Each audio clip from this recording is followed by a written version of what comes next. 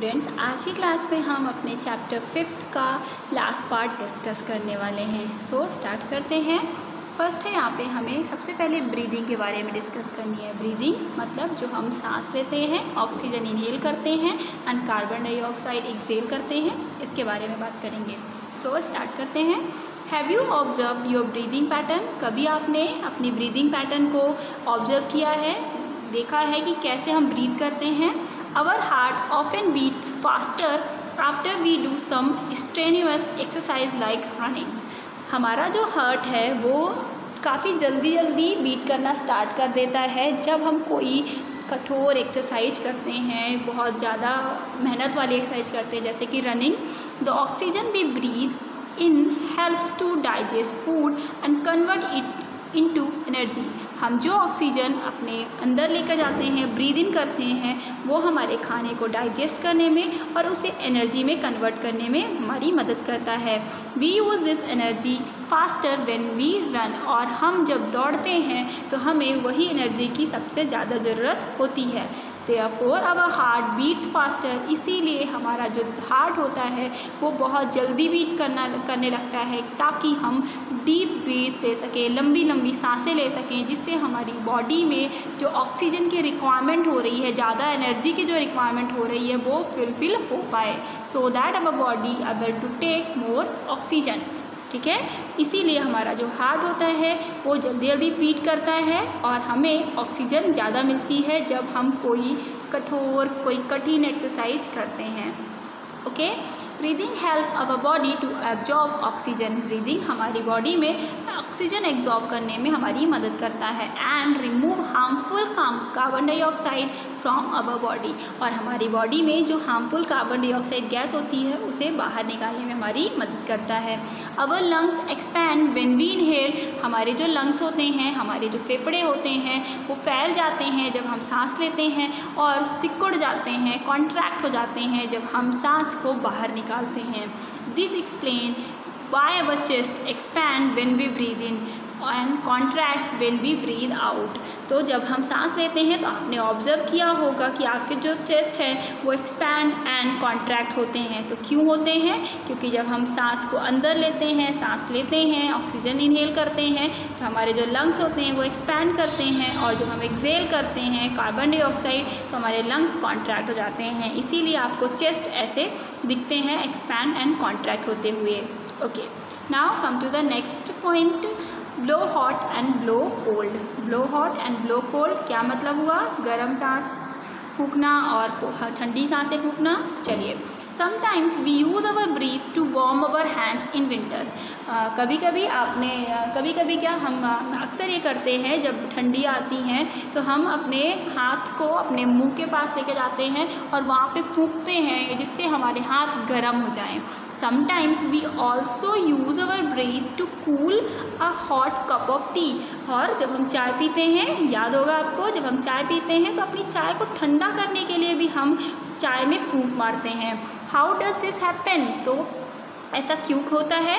This happens because our breath is warmer than the outside air. तो हम ये क्यों करते हैं? क्योंकि हमारी जो ब्रीथ होती है, हमारी जो सांसें होती हैं, वो बाहर की एयर से, बाहर जो एयर होती है उससे गर्म होती है, उससे ज़्यादा गर्म रहती है, and hence we use it to warm our hands. और इसीलिए विंटर्स में बाहर की जो भी एयर होगी वो ठंडी है और हमारे मुंह की जो एयर होती है, हमारे माउथ की एयर होती है, वो गर्म होती है, जिसकी वजह से हम अपने हाथ को गर्म करने के लिए क्या करते हैं? अपने ब्रीथ को ब्लो करते हैं। एट द सेम टाइम हम अपनी ब्रीथ को यूज करते हैं एज अ कूलर, है ना। हम उसे एज अ कूलर यूज करते हैं कब? जब हम चाय पी रहे होते हैं। तो हम अभी तो हमने यूज किया था इसे गर्म करने के लिए, हाथों को गर्म करने के लिए हमने यूज किया था अभी अपनी एयर को। अब अपनी एयर को ही हम कूलर की तरह कैसे यूज कर सकते हैं? क्यों? क्योंकि जो चाय होती है वो काफ़ी गर्म होती है। ठीक, चाय गर्म होती है और हमारी जो ब्रीथ होती है चाय से ठंडी होती है, चाय से थोड़ी सी ठंडी होती है, इसलिए हम चाय को ठंडा करने के लिए यूज करते हैं। Okay, we also blow on sparks of charcoal to burn it to help it burn. और कभी आपने लकड़ी वगैरह जलाया होगा तो देखा होगा कि हम अपनी सांस को उसको भी जलाने के लिए यूज करते हैं, फूंक मारते हैं जिससे लकड़ी, चारकोल, कोयला जल्दी से जल जाए। सो ये क्यों होती है, हम कैसे जला लेते हैं उसे? This happens because our breath has oxygen which helps to the fire to burn. ये क्यों होता है? हम जब फूंक मारते हैं तो वो जो कोयला होता है, लकड़ी होता है, वो जल्दी से जल क्यों जाता है? क्योंकि हमारी ऑक्सीजन, हमारे जो ब्रीदिंग होती है, हमारी जो सांसें होती हैं उसमें ऑक्सीजन होती है। और ऑक्सीजन आपने पढ़ा होगा पिछली क्लासेस में या कभी भी कि ऑक्सीजन की प्रेजेंस में ही कोई चीज़ जलती है। अगर ऑक्सीजन नहीं है तो कोई भी चीज़ जल नहीं सकती, चाहे वो कोई भी चीज़ हो। ठीक है। सो when we blow out air on a glass window it look misty। जब हम कोई ग्लास सरफेस है, विंडो है, जब उसमें हम अपनी एयर को ब्लो करते हैं तो क्या देखा आपने? धुंधली परत जम जाती है। और आपने नाम वगैरह लिखा होगा, देखा होगा कि उसमें एक धुंधली सी परत जम जाती है। This is because our breath contain moisture. क्यों? क्योंकि हमारे ब्रीथ में मॉइस्चर होता है, नमी होती है, हल्की हल्की पानी की कुछ बूंदें होती हैं, मॉइस्चर होता है। इस वजह से जो हम ग्लास सरफेस पे, ग्लास विंडो पे अपनी एयर को फूंक मारते हैं तो वहाँ पे मिस्टी सरफेस आ जाती है, वहाँ पे धुंधली परत जम जाती है। Okay. when we blow out air on a cool surface like the glass window the moisture change into the tiny droplets of water due to condensation। अब हमारी सांसें गर्म होती हैं, आपने तो पढ़ा ही है, अभी हमने पढ़ा है कि हमारी सांसें जो होती हैं वो गर्म होती हैं।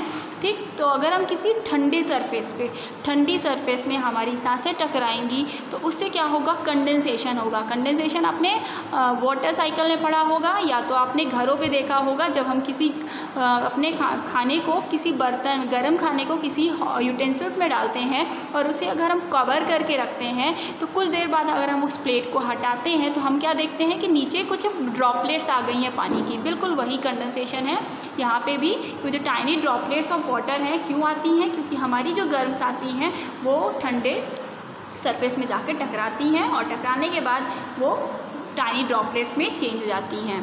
Okay. Okay, now come to the next topic, exercise. Exercise हमारे लिए बहुत ही ज़रूरी होती है, आपको सबको पता है।